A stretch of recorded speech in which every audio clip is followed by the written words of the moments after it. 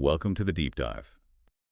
So today we're tackling quite a challenging topic, navigating divorce when narcissistic personality traits might be involved. That's right. And we're looking specifically at the New Jersey legal system, focusing on Bergen County, using insights from Santo Artusa of GDM Divorce.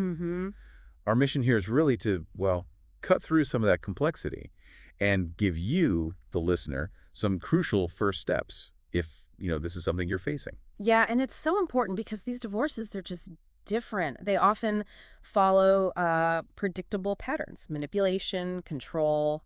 Understanding that upfront is really key. Okay, patterns. Yeah. Let's jump right into that. What kind of behaviors should someone maybe, brace themselves for? Well, you're likely going to see attempts at control and manipulation. For them, negotiation isn't really about finding a fair solution. It's often about maintaining dominance. Maintaining control. Rarely. And expect a real lack of empathy for your feelings, your emotional state, sometimes even for the children's well-being, unfortunately. That sounds incredibly hard. It is. And you might see vindictive behavior, too, sort of revenge-seeking, maybe fueled by feeling rejected. Wow. Okay, what else? What about practical things like finances? Ah, yes. Finances. Be really vigilant about potential deception. Hiding assets is not unheard of. So keeping records is crucial then. Absolutely crucial. Proactive documentation is your best friend here. Also, parental alienation, where one parent tries to damage the kid's relationship with the other parent. That's a serious tactic to watch for. That's awful. It is. And forget about easy compromise. They often need to feel like they've won. And you might also see them painting themselves as the victim in the whole situation. Slaying the victim, which probably just drags things out longer. Exactly. It can lead to much longer, more drawn-out litigation. It's exhausting. It's so important, though, like you said, recognizing these patterns isn't about playing armchair psychologist. Right? Not at all. No, this is purely about preparation, strategy, understanding the kind of battlefield you might be stepping onto so you can prepare yourself. Okay, preparedness. So if someone thinks this is the road they're heading down, what are the absolute first things they need to do? Safety, first and foremost. If there's any history of abuse, any fear for your safety or your children's safety, document everything, every instance. Document everything. Got it. And don't hesitate to use resources. The Bergen County Domestic Violence Services number is 201-336-7575. Keep that handy. Good to have. And know that filing for a temporary restraining order, a TRO, at the Bergen County Superior Court is an option if you feel unsafe. Safety first, definitely. Okay, then what? What about the financial side of preparation? Right, finances. Start gathering documents, like immediately. Yeah. Tax returns, bank statements, joint, and individual ones if you have them, investment details, retirement accounts. A whole lot. Everything. Yeah. Property deeds, mortgage info, car titles, loans, credit card statements, pay stubs, insurance policies. If there's a business involved, those records too. And protecting funds individually. Yes. Open your own separate bank account if you haven't already. Start putting aside an emergency fund just for you. Maybe get a credit card solely in your name. Building that financial wall, so to speak. Kind of, yeah. And protect your credit. Get copies of your credit reports, check them carefully. Think about putting on fraud alerts or even a credit freeze. And remove your spouse as an authorized user on your accounts. Makes sense. And these days, digital security is huge too, right? Oh, absolutely critical. Don't overlook this. Change passwords on everything. Yeah. Email, bank accounts, social media, everything personal. All of them. All of them.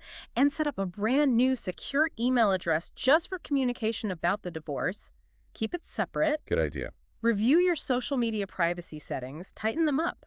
Maybe think about using encrypted messaging apps for sensitive communication.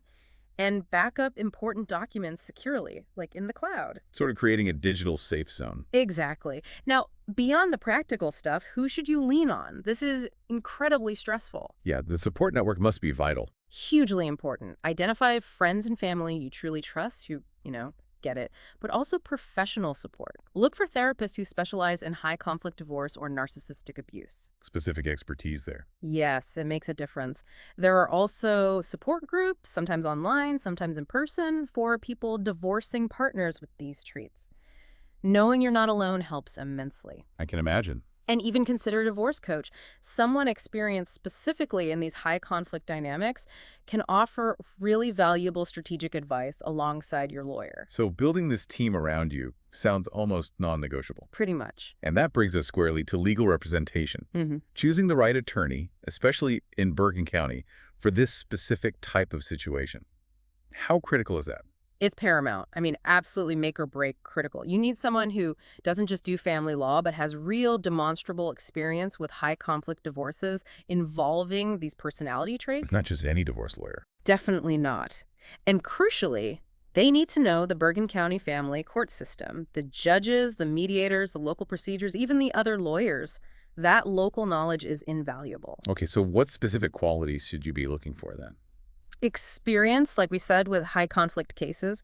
You need someone who can set and maintain really firm boundaries, someone who won't get easily manipulated or worn down by the other side. Its own boundaries. Got it. Strategic thinking.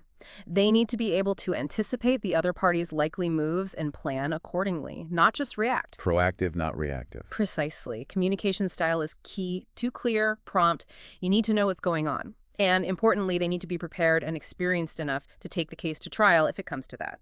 Hope for settlement, but prepare for court. Right, prepare for the long haul if needed. So when you're interviewing lawyers, what are the killer questions to ask? Okay, definitely ask what percentage of their practice is actually family law. Ask them directly about their experience with high conflict divorces and narcissistic personalities. See how they respond. Gauge their comfort level. Exactly. Ask how familiar they are with the specific judges in Bergen County Family Court. Ask about their approach, their strategies for dealing with a really difficult opposing party or lawyer. Strategies for specific tactics. Yes. Ask how they handle things like uncovering hidden assets or fighting parental alienation attempts. And of course, get a very clear understanding of their fee structure and how they manage costs. These cases can get expensive. Absolutely.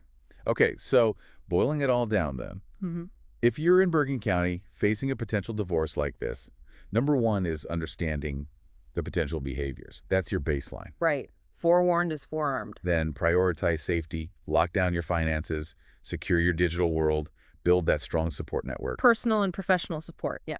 And finally, be incredibly meticulous about choosing your lawyer. Focus on that specific